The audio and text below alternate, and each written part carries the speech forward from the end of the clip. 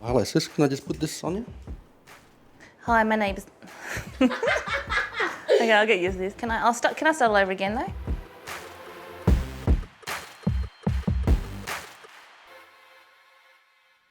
Hi, my name is Kim Isaacs. I live in Broome in Western Australia.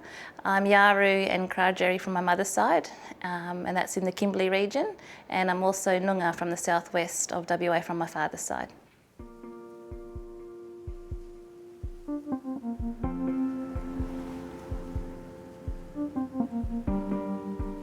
I'm a general practitioner, so I'm a doctor and I work in the local Aboriginal medical service here in Broome called Brahms.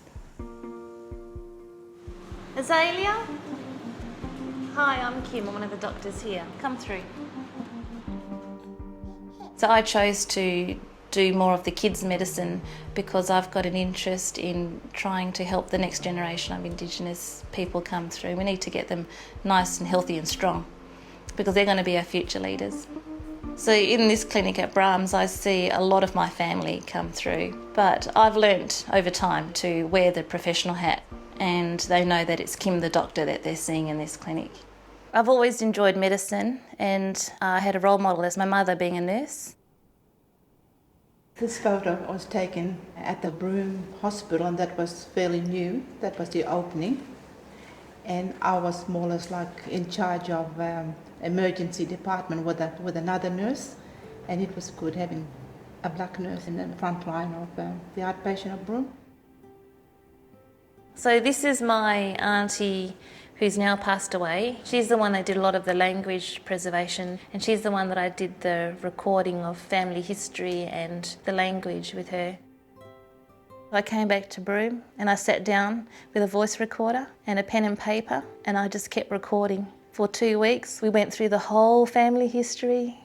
She took me around town and taught me about the different plants. You know, she invested so much in me during those 2 weeks. My grandfather, being a traditional healer, he passed all that knowledge to my aunties and uncles, and they were my teachers. Gubbin. This is a gubbinge tree.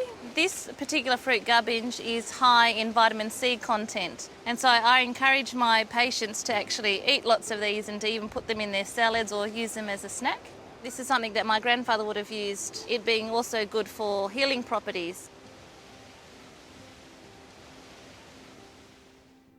I was told by my school teacher that I wasn't good enough for medical school, that my grades in chemistry and physics and maths wasn't good enough to actually get into medical school. It knocked my confidence. Yeah. And so what I did is I concentrated on the subjects that I was actually good at, and then I went down the accounting pathway, so I did a degree in commerce. But my dream for medicine was still there. And then I did a bit of chemistry and physics, and I actually started to get it. That's what I tell young people, is that, you know what, you may not be good at the time, but you can always go back and learn these subjects. I was very lucky in medical school to get a scholarship called the Puggy Hunter Scholarship, and that financially assisted me to get through medical school because it's not a cheap degree. Puggy Hunter was a person from Broome, and he was one of the people that actually started up the Aboriginal medical service at Brahms. And I said, Puggy, can I just tell you something? I'm really keen on getting into medical school. And he said, go for it. He says, you've got my support, you know, we need more doctors, and it'd be lovely if you came back to Broome and to work with your family and your extended family and your community. It's very emotional to talk about it. And now I don't work at Brahms. Yeah. So we're at Kennedy Hill, which is a big hill that's in the centre of town. And it's a very special place for my family because this is where my mum grew up. We were the first family to move to this hill. And my mum lived, and her family lived in extreme poverty. They lived in a tin shack with no running water, no electricity. My grandfather was the first person to actually put a pipe in to get the water up to this hill. My mother, she actually has her dreaming in this bay. So there's a creation story of her. The father actually dreams the conception of his own child. So my mother's totem rye dreaming is that my grandfather was walking along the beach and came across a big baler shell, and he tapped the shell with a spear and out came a baby's foot out of the shell. And it's really interesting that when you look at my mum's foot, she's actually got a birthmark there of where that spear tapped the foot.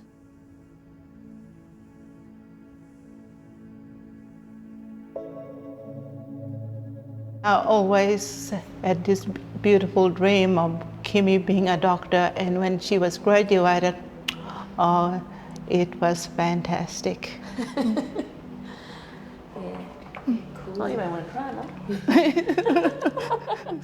Lots of hopes as an Aboriginal doctor. I'll start with one. I'd love for every Aboriginal medical service to have one Aboriginal doctor working there. I'd like to see better empowerment of patients to take more responsibility of their own health. I'd like to actually have a very healthy Aboriginal person walk into my room to sit down in front of me and just to have a chat, just to say how they're going, as opposed to coming in and having to address maybe 5 or 6 different health problems in the one consult. I see myself as an Aboriginal person, an Aboriginal woman that's just trying to survive in this world and to make it a better place, to make it a better community for us. Yeah, I only can do so much, but I'm willing to try.